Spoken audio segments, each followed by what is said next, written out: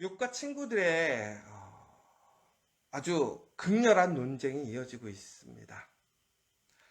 우리가 요즘에 이제 내년에 대통령을 뽑는 과정에서 각 정당마다 지금 그 각 정당의 후보를 뽑는 토론회들이 많이 있었습니다. 그들이 서로 간에 어떠한 그런 토론과 논쟁 가운데서 얼마나 치열하게 싸우는지 몰라요. 서로가 같은 정당, 같은 목표를 갖고 뛰는 팀들이지만 자신의 생각과 자신의 어떠한 능력을 온전하게 증거하고 보여주기 위해 정말로 치열하게 변론하는 내용들을 보면서 야, 정말 그렇게 막 싸우고 있는 모습들을 보면 야, 도대체 무엇을 위해서 저렇게 하는가 라는 생각이 들 정도로 그들의 논쟁이 뜨거운 것을 보게 됩니다. 그런데 오늘 욥과 친구들의 논쟁은 그 수준을 넘어서는 거예요. 단순히 내 생각, 내 뜻이 옳다라는 것이 아니라 무엇이 진리인가? 무엇이 옳은 것이고 그른 것인가? 진정으로 하나님의 뜻이 무엇인가를 가지고 이들은 물러섬 없이 그들의 생각, 판단을 쏟아내고 있습니다.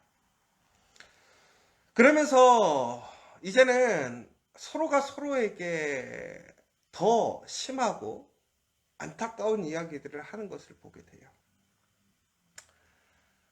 그러면서 욥은 이제 그 세 친구들의 그러한 일방적이고 자신의 지식과 자신의 경험에서 나오는 그러한 여러 가지 이야기들을 통해서 이제 욥은 그 세 친구들과 더 이상 얘기할 수가 없다라고 생각하는 거예요. 여러분, 누군가 우리가 함께 얘기할 때 말이 안 통하는 사람들이 있잖아요. 끝까지 자기 주장만 하고 이야기를 듣지 않는 사람들이 있어요. 오늘 욥은 그 친구들을 이해시키거나 또한 그 사실을 알려주기 위해서 힘쓰지 않고 이제는 그가 이렇게 얘기합니다. 그 친구들과 변론하기보다는 하나님과 변론하겠다라고 얘기를 하고 있습니다. 여러분, 하나님과 변론한다. 이 말 자체가 조금은 불경건해 보이지 않으십니까? 우리가 하나님과 이야기한다. 괜찮아 보여요. 그런데 하나님과 변론한다. 내 주장을 이야기하는 거예요. 내 생각을 강하게 이야기해서 누구의 생각이 말이 맞는지를 이야기하는 거예요. 여러분, 하나님은 완전하신 분이에요. 하나님은 결코 실수가 없으시지요. 그런데 하나님과 우리가 변론할 수 있을까요? 어찌 보면 이 욥의 이야기는 또 그 세 친구들에게는 또 강한 반론을 제기할 수 있는 이야기입니다. 그런데 욥은 오히려 그러기 때문에 하나님 앞에서 변론하겠다라고 얘기를 한 것입니다. 하나님은 전능하신 분입니다. 완전하신 분이에요.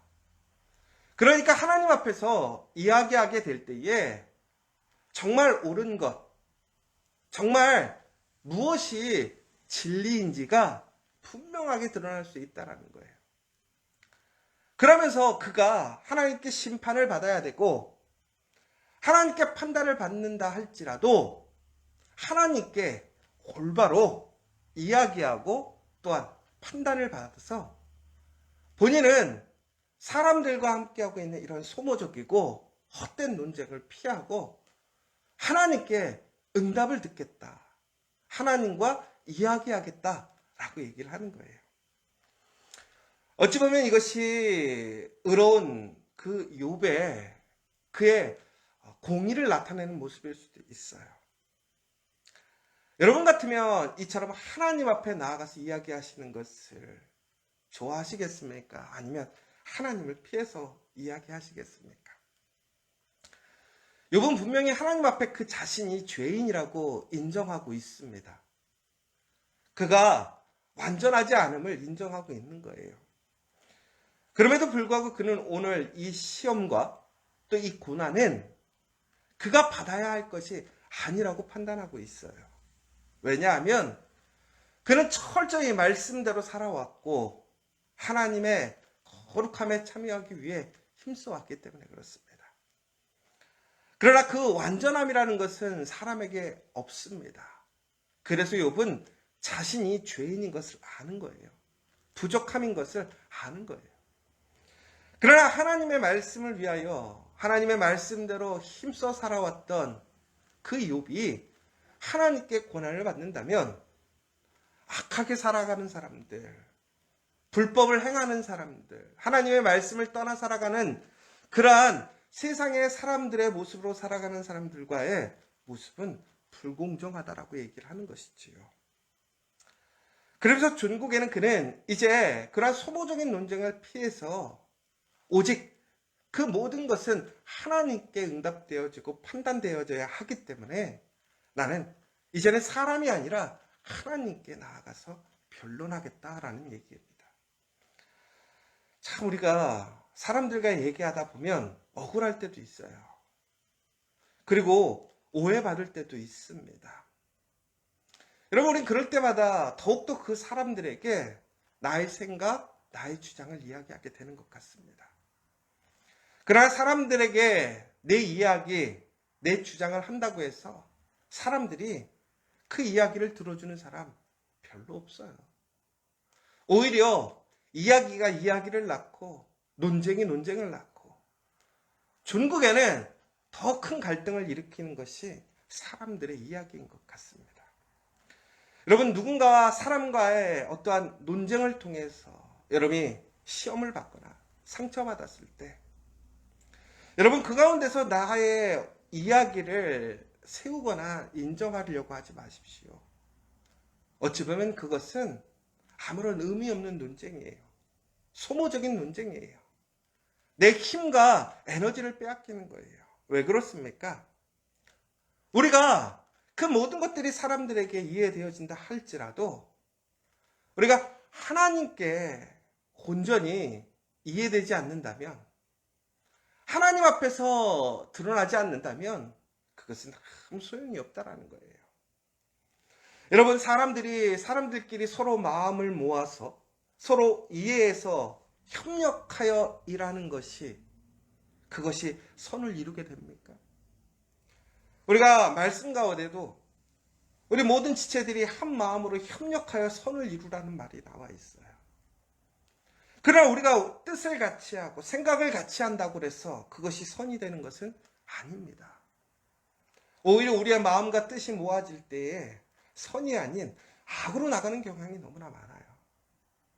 전국에는 하나님 없이, 하나님의 말씀 없이 우리가 우리의 생각, 우리의 경험, 우리의 판단, 혹은 우리의 어떠한 이상적인 그러한 우리의 논리에 의해서 하나가 된다고 하는 것은 어찌 보면 그것처럼 의미 없고 소모적인 것이 없는 거예요. 오늘 욥은 그러기 때문에 하나님 앞에 나아가려고 합니다. 그리고 철저히 그가 죄인임에도 불구하고 그의 그 상황과 억울함을 하나님 앞에 이야기하는 거예요. 여러분, 정말로 여러분 답답하고 어려울 때, 오해받을 때, 혹은 무엇인가를 구해야 할 때 사람이 아닌 하나님께 나아가야 합니다. 오늘 이 새벽 여러분들, 내가 의지하고 믿을 사람이 없고 혹은 내가 믿고 의지했지만 오히려 그 상대방의 모습 속에서 실망과 아픔을 경험했다면, 또한 내가 내 마음을 열어놓고 이야기했는데 그것에 대한 반대의 이야기들, 저항이 있다고 했을 때에 우리는 실망하거나 포기하는 것이 아니라 우리는 하나님께 나와야 돼요. 그리고 우리는 하나님과 변론해야 한다는 것입니다. 왜 그렇습니까? 하나님만이 우리의 죄를 용서하실 수 있어요. 그리고 하나님께서는 바로 그 하나님의 형상으로 지으신 하나님의 가장 귀한 하나님의 자녀들을 사랑하시고 그들에게 바로 우리에게 하나님의 은혜를 허락하신다는 사실입니다. 오늘 하나님께서는 나의 문제, 나의 오해를 바로 잡아주시고 하나님의 거룩한 자비와 은혜 안에서 우리를 다시 시작하게 하나님의 그 놀라운 섭리 가운데서 우리를 이끌어 가시는 그 하나님이 되시는 것을 기억하셨으면 좋겠습니다. 하나님께서는 이사야서 12장 18절에 이렇게 얘기했습니다. 오라 우리가 서로 변론하자. 너희의 죄가 주홍 같을지라도 눈과 같이 희어질 것이요 진홍같이 붉을지라도 양털같이 희게 되리라. 여러분, 우리가 분명히 틀렸다고 하는 얘기들이 있어요. 듣고 싶지 않은 얘기들이 있어요. 그럼 우리는 피해버려요. 그런데 오늘 하나님은 뭐라고 그러세요? 오라 우리가 서로 변론하자. 무엇이 옳은가 그른가 너랑 나랑 따져보자. 그런데 여러분 이게 은혜예요. 우리가 하나님 앞에 나아가면 누가 하나님을 이길 수 있습니까? 누가 하나님 앞에 정의와 공의를 얘기할 수 있고 올바름을 얘기할 수 있습니까? 하나님 말씀이 진리잖아요. 그럼 변론이라는 게 있을 수 없는 거예요. 그런데 왜 하나님은 변론하자고 했을까요? 하나님은 그 변론을 통해서 우리가 하나님께 나아올 때 그곳에 은혜가 있음을 얘기하시는 거예요. 결국은 하나님께 변론하러 나아가는 것은 내가 하나님을 이해시키거나 내 주장을 하나님께 관철시키는 것이 아니에요. 하나님의 뜻이 올바른 거예요. 그러나 하나님께서는 그것을 우리에게 이해시켜 주시겠다라는 거예요. 우리가 그것을 받을 수 있게 해주시겠다라는 거예요. 전국에는 오늘 우리가 하나님께 나아갈 때 우리가 하나님 앞에 내세울 게 없어요. 하나님을 이해시킬 수 있는 지혜가 없어요. 능력이 없어요. 그럼에도 불구하고 하나님 앞에 나아가게 되면 하나님께서 오늘 뭐라고 하셨어요? 우리에게 주홍빛 같은 그 죄가 희어질 것이라고 했어요. 우리의 문제와 어려움들이 깨끗해지게 되는 거예요. 양털과 같이 희게 되리라라고 말씀하셨다라는 사실이에요. 오늘 우리가 여러분 이 사실을 기억해야 돼요. 우리 하나님 앞에 나아갈 때 정직하게 우리의 것들을 내려놓고 하나님께 맡겨야 돼요. 그러면 하나님께서 어떻게 하신다라는 거예요. 그것을 들으시고 우리를 위하여 하나님께서 새롭게 우리의 심령과 우리의 상황과 문제를 해결해 주시겠다라는 거예요. 여러분 하나님께 나아가는 게 은혜인 것을 기억하십시오. 오늘 이 새벽에 여러분들이 오늘 이 새벽의 기도의 자리에 있다라는 것이 오늘 하나님께 변론할 수 있는 기회를 얻었다라는 것이 또한 하나님 앞에 우리가 그 이야기하는 것을 통해서 하나님의 놀라운 은혜와 자비가 여러분에게 임한다라는 사실을 기억하시기 바랍니다. 내가 하나님을 변화시키는 게 아니에요. 이해시키는 거 아니에요. 하나님의 그 진리의 말씀이 오늘 우리를 깨닫게 하고 하나님의 의의 길로 또한 하나님의 예비하심 여호와 일에 하나님의 놀라운 은혜가 여러분에게 있음을 기억하시기 바랍니다. 여러분 예전에 다윗이 밧세바와 간음하여 아들을 낳았습니다. 그런데 하나님께서 그 아들을 이제 죽게 만드셔요. 그러자 다윗은 하나님 앞에 나아가서 기도합니다. 그러나 그것은 이미 결정이 되었어요. 많은 사람들이 그 다윗의 기도에 부정적인 얘기를 해요. 그만 기도하라고 얘기해요. 그런데 다윗은 어떻게 했습니까? 끝까지 기도해요.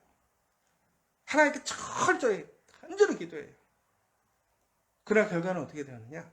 그 아들은 죽었어요. 그럼 다윗은 왜 하나님 앞에 그렇게 기도하러 나아갔을까요? 변론하러 나간 거예요. 분명히 그가 잘못했어요. 하나님의 말씀이 임했음에도 불구하고 오히려 순종해야 되지 않습니까? 근데 그는 하나님 앞에 기도하러 나아갔어요. 물러섬이 없었어요.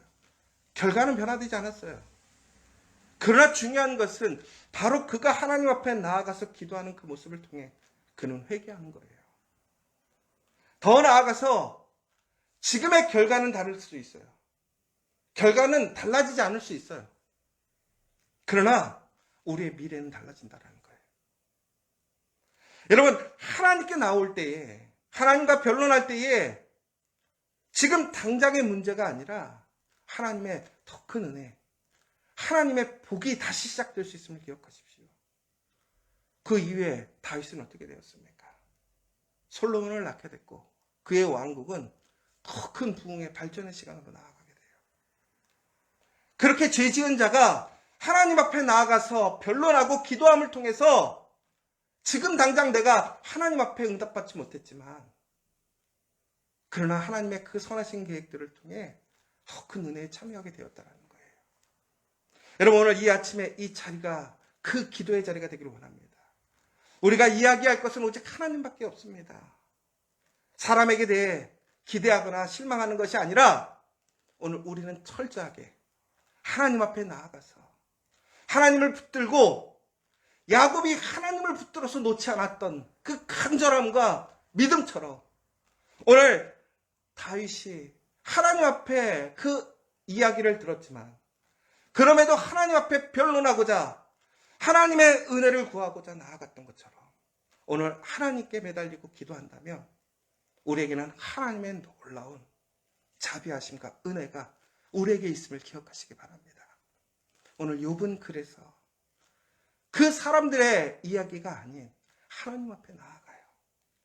종국에는 그가 하나님의 음성을 듣고 그 마음들의 그 새로운 변화와 하나님의 예정하심을 통해 그는 다시 의로운 사람으로 세워지는 것을 경험하게 되잖아요. 오늘 우리가 그 말씀의 자리, 기도의 자리, 우리가 진정으로 하나님을 붙드는 그 자리에 새로운 시작과 은혜가 있음을 기억하시고 오늘도 하나님께 간절히 하나님 앞에 나아감으로 더욱더 기도하고 힘쓰므로 여러분 큰 하나님의 은혜와 하나님의 음성을 듣는 복된 하루 되시기를 간절히 소망합니다.